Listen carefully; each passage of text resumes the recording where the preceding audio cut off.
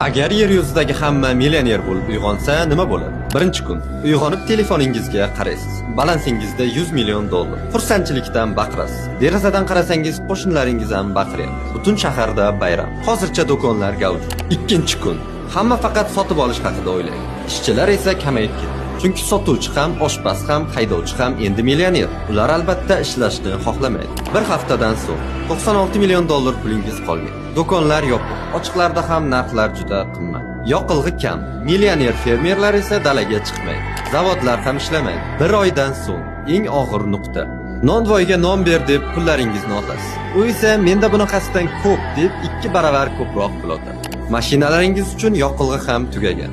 Pul endi hech narsani hal qilmaydi. Odamlar toza suv uchun jang qiladi. Bir dona konservalangan ovqat Ferrari'dan ham qimmat. Balansingiz pulga to'la, ammo oshqozoningiz bo'm-bo'sh. Tushunib yetasizki, aslida jamiyat pul bilan